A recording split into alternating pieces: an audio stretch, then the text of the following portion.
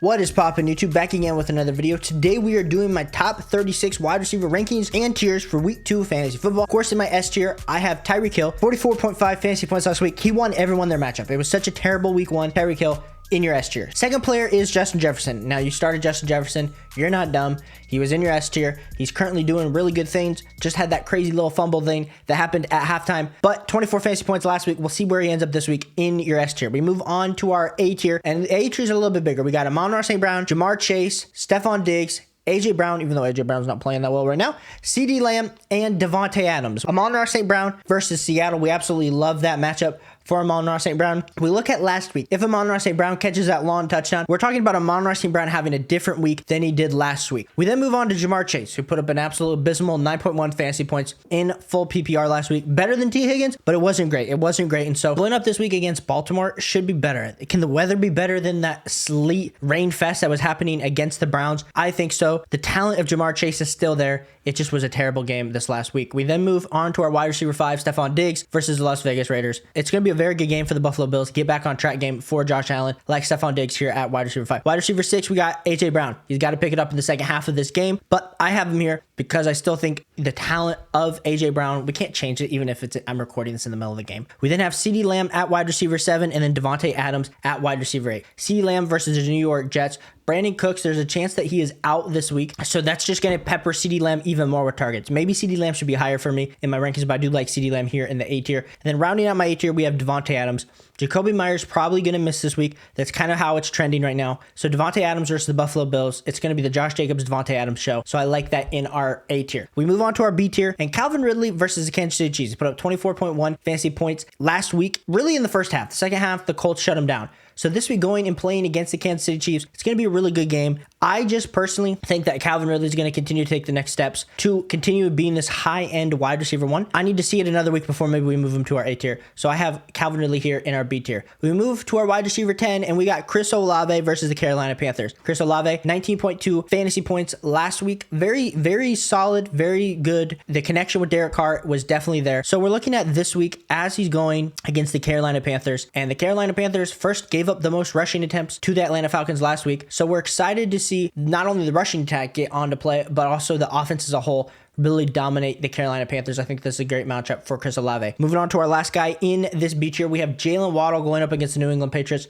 He's been dealing with his oblique injury, even though last week he played through it. 11.8 fantasy points. Very solid performance. We move to our C tier. We have Devontae Smith, who caught that big pass. You started him, most likely. He's in the C tier. We got Brandon Ayuk, who put up 32.9 fantasy points last week. Maybe he should be higher, but boy wonder. We were drafting him in that wide receiver 25 range, and now look at him right here. Week 2, my man is almost a wide receiver 1. High volume game versus the Los Angeles Rams. Going to be a good matchup for the 49ers to get up early. I like this matchup for Brandon Ayuk as my wide receiver 13. Moving on to our wide receiver 14, wide receiver 15, we have Keenan Allen versus the Tennessee Titans, DeAndre Hopkins versus the Los Angeles Chargers. Both of them, of course, are playing each other. The Chargers are going to come out and show what type of offense they truly have. Last week, as much as the offense looked good and it was kind of a shootout versus the Dolphins, it just didn't feel fully in sync. I mean, the rushing attack did, but the passing attack definitely has some ways to improve. So excited to see that this week with Keenan Allen and then DeAndre Hopkins as well. 13.5 fantasy points, the clear wide receiver 1. I like this matchup a little bit better than what he had last week versus the Titans. We then move into our D tier, and the D tier is just kind of a huge clump of guys in my D tier. We have DK Metcalf versus Detroit. We have T. Higgins versus Baltimore. We have Garrett Wilson versus Dallas. We have Debo versus the Los Angeles Rams. We have Mike Evans versus Chicago. Chris Godwin versus Chicago. Mike Williams at Tennessee. Cooper Kupp. Amari Cooper at Pittsburgh. And the first player we're going to talk about is DK Metcalf.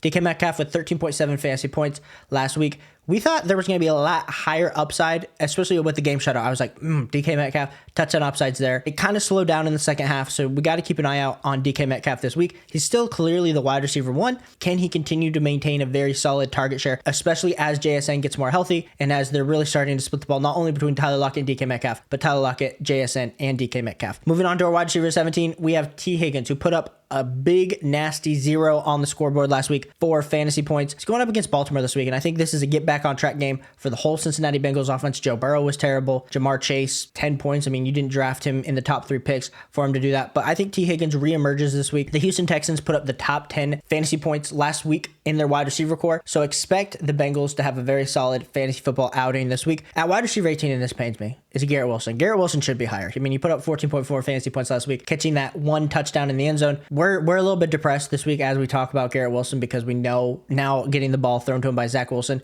If he had that type of performance last week, we would still be having him probably in the beginning of the B tier, if not in the A tier. And now Garrett Wilson is just kind of middling wide receiver 2 right now until we see some type of resemblance of a good quarterback from Zach Wilson. I'm nervous this week against Dallas, but I do think it does get into a pretty high scoring match. Dallas is the favorite to win this game, so Dallas will get up. The Jets are going to have to throw the ball. The splits last year with Zach Wilson, without Zach Wilson, were not pretty for Garrett Wilson. So we'll see if this year too with Zach Wilson, the splits are better. All of my shares, I hope so. We then move on to our wide receiver 19. We have Deebo Samuel, and it's crazy to be talking about how Deebo was saying that Brandon Ayuk, he was going to be legit this year. He's spoken into existence, and Brandon Ayuk low-key almost has passed Deebo Samuel as the wide receiver 1, but Deebo Samuel, they know how to get him the ball. They use creative ways to give him touches going against the Los Angeles Rams. Very good matchup, 11.3 fantasy points last week, so no reason not to be starting Deebo and putting him in your lineup. Then we're moving on. I know we talked about Mike Evans versus Chris Godwin. You kind of have to throw both of them in there because Chris Godwin was getting all the touches, and then, of course, Mike Evans catches a touchdown. So Mike Evans, touchdown upside, probably more upside. Chris Godwin, safer play. Depending on how you have your lineup set, like I have a few lineups where I have both these guys and I have to decide. That's never a fun decision, so never do that. But if you only had one, definitely starting them this week in the flex and or as a wide receiver 2. We then move to the next 2 guys. We got Mike Williams, who is a boomer bust each and every week. 8.5 fantasy points last week. This week going up against the Tennessee Titans. We are excited for Mike Williams. We think last week was a bust week. This week is going to be a boom week. Clear wide receiver 2 based on snap share. Start Mike Williams proudly. Don't worry about it. We then move to Amari Cooper at Pittsburgh. 6.7 fantasy points last week, but like we were saying, Jamar Chase, T. Higgins had terrible games. Amari Cooper had a terrible game. The only reason Deshaun Watson had any sort of fantasy relevance is because of his legs. Amari Cooper, my wide receiver 23 this week. We'll see what happens this week as we continue to evaluate, but I do like Amari Cooper in this range. We then move to our E tier, and we got a few guys. We got Michael Pittman versus Houston. Crazy to say Michael Pittman's in my E tier. I never thought I'd be saying that this year. George Pickens versus Cleveland. Terry McLaurin at Denver. Christian Watson at Atlanta. And then Tyler Lockett at Detroit. Michael Pittman, 23.7 fantasy points. A lot of people were saying he's going to be the wide receiver 1. I just didn't think Anthony Richardson was going to be able to get him the ball as well as that he was last week. Michael Pittman's legit. Wide receiver 24. Definitely going to have to start him in your flex if you have him this week. George Pickens versus Cleveland. Not an amazing performance. Only 8.6 fantasy points. But Deontay Johnson is going to be out this week. Fire up George Pickens in those spots. There, you know who you are. There's a section of you guys that watch the channel that are George Pickens truthers. You know who you are. Terry McLaurin, then Christian Watson. So Terry McLaurin, we didn't like him last week. 5.1 fantasy points. I mean, recovering from that turf toe. You kind of just have to start him here based on who's after him. The upside's there, but I think the floor is definitely still very low here for Terry McLaurin. That's why I have him as wide receiver 26. Christian Watson versus Atlanta. It's going to be a pretty fair game. Jordan Love versus the rushing attack for the Atlanta Falcons. Christian Watson, we saw when he played last year with Jordan Love, took that absolute slant 50 yards to the house. Do that this game, we might be talking about Christian Watson definitely improving up the boards, but especially first week off of injury, we will be a little bit worried about Christian Watson. We then move to Tyler Lockett at wide receiver 28, last guy in our ear tier. Like we were kind of saying with DK Metcalf, we did like the fact that, he was the very clear wide receiver 2 last week, but JSN and Tyler Lockett did not perform really great last week on a fantasy football basis. But like Tyler Lockett still has some of the same type of characteristics as Mike Williams, where it's pretty boomer bust. If you don't remember a few years ago,